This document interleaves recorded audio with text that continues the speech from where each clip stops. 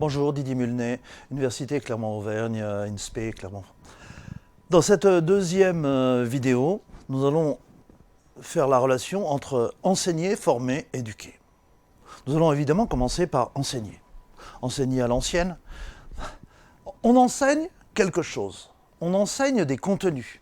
Ça peut être des connaissances, ça peut être des compétences, du savoir-faire.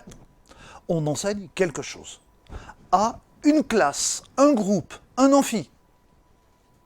Troisième caractéristique, on enseigne une discipline. Prenons un exemple. Si je suis un enseignant en écologie, je vais enseigner des contenus d'écologie.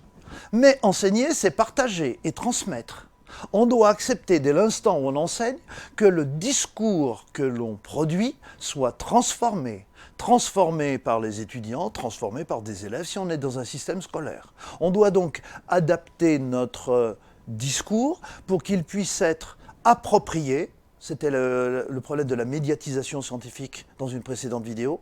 Les gens puissent l'approprier, puissent le transformer sans que les transformations ne soient par trop importantes. Maintenant, quelque chose de très important. Quand on enseigne, les savoirs sont des finalités. Je vais prendre un exemple. Que je sois dans un système scolaire, que ce soit un collège, un lycée, peu importe. Si je suis un prof de SVT, je vais enseigner le fait qu'il existe dans la terre des vers de terre, que ces vers de terre vont effectivement prélever ce que l'on met à la surface ou dans un composteur, l'emmener en profondeur et provoquer la transformation de la matière organique en matière organique morte, intégrée dans les sols et à l'origine de toute la matière organique minéralisée à terme dans le sol. Si je suis un enseignant d'écologie ou un enseignant en SVT, je vais enseigner le recyclage de la matière organique qui conduit à sa minéralisation dans un sol. Et je m'en arrêterai là. J'enseigne des sciences de la vie et de la terre. Par contre, lorsque je ne forme plus un amphi, une classe, je forme une personne. Et là, je ne vais pas rentrer dans le détail. Soit je forme une personne elle-même, je vise son épanouissement, soit je forme un citoyen. Une vision émancipatrice. C'est-à-dire en travaillant son esprit critique, en travaillant tout son potentiel à analyser, critiquer, voire s'opposer.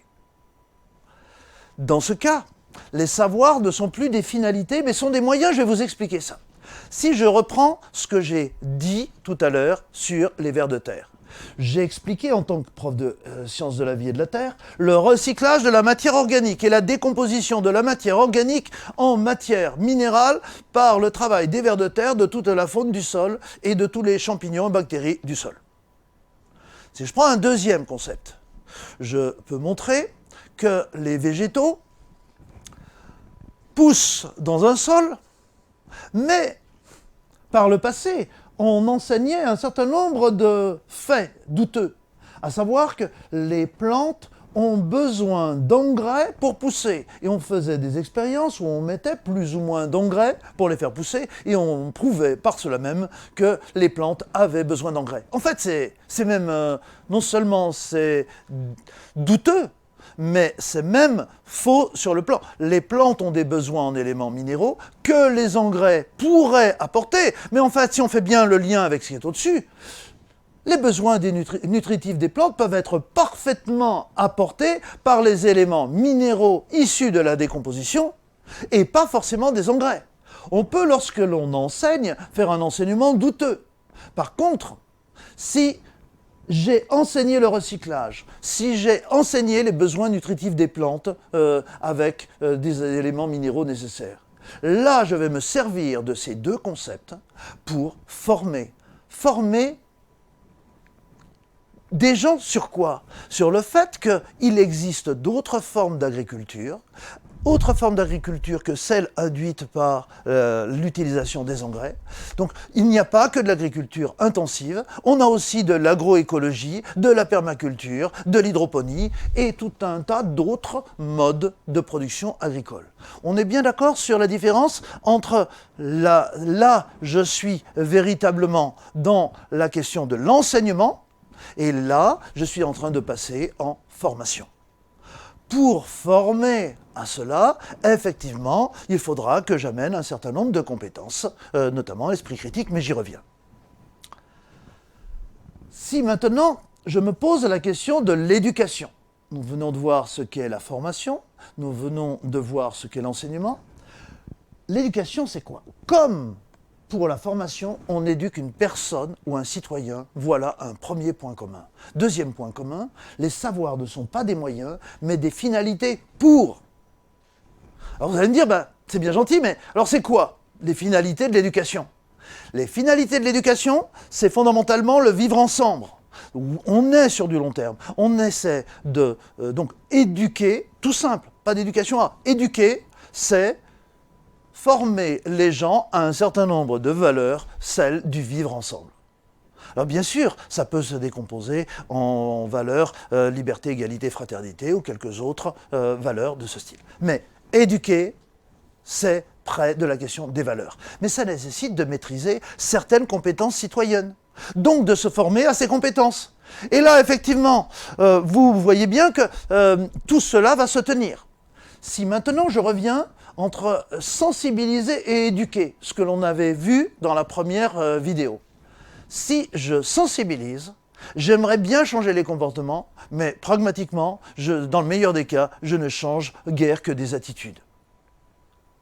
Est-ce que si je change d'attitude, je vais changer de comportement? Revenons. L'attitude, c'est ce que j'aimerais faire. Le comportement, c'est ce que je fais réellement. Si je change d'attitude, est-ce que je vais changer de comportement? Et là, c'est pas si simple.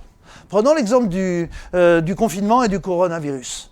Pendant la crise où nous étions par force quelque peu confinés, nous avons changé nos habitudes de consommation. Mais dès le 1er juillet, où on nous a dit « Allez hop, liberté pour tout le monde », on s'est tous rejetés sur les grandes surfaces et on s'est mis à reconsommer comme avant. Nous avions bien changé de comportement, mais nous n'avions pas changé d'attitude. La preuve, c'est que si on change le contexte, on reprend nos bonnes vieilles habitudes de consommation. Un deuxième exemple. Nous avons tous vu ce panneau de signalisation routière. Nous avons peut-être vu ce petit ustensile de contrôle routier. Mais ce n'est pas parce que j'ai vu cela que je vais forcément tenir compte de ce panneau. Si effectivement j'ai un radar, il est possible que je change de comportement, non pas parce que c'est ce que j'aimerais faire, le changement d'attitude, mais parce que je sais que je vais avoir une sanction si je dépasse le 80. Maintenant, je vais peut-être ralentir sur cette période où je sais qu'il y a un radar, mais au contraire, j'accélérerai sur une période où il n'y a pas de radar. Oui, je sais, vous allez me dire, ce n'est pas citoyen. N'empêche que c'est quand même quelque chose de très global. En fait, on peut très bien changer d'attitude, changer de comportement, parce qu'on est informé et qu'on est effectivement contrôlé, mais ne pas avoir changé d'attitude. En fait, c'est pas si simple. Vous voyez bien qu'on a des changements de comportement et on a des changements d'attitude.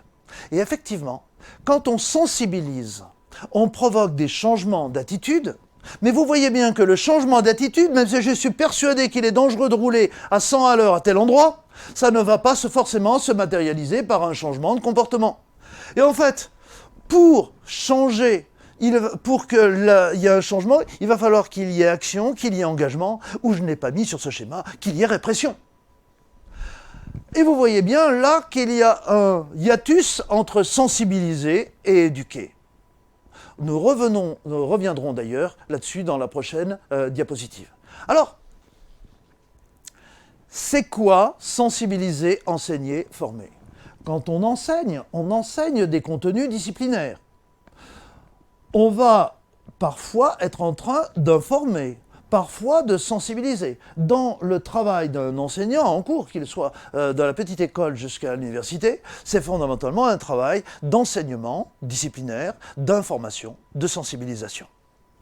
Et donc on va, dans un premier tour de spirale, se fixer un objectif éducatif.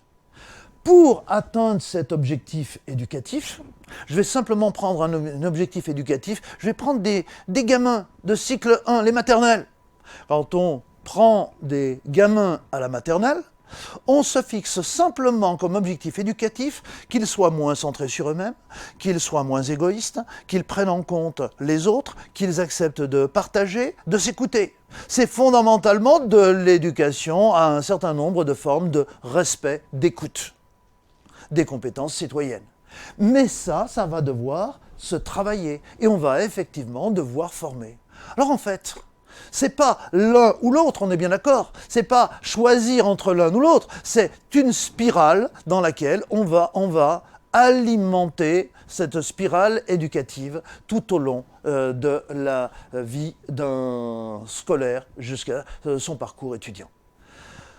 Merci de votre attention. Dans la prochaine capsule vidéo, nous nous attaquerons à la question des éducations A, et pas uniquement des éduqués. Merci, au revoir.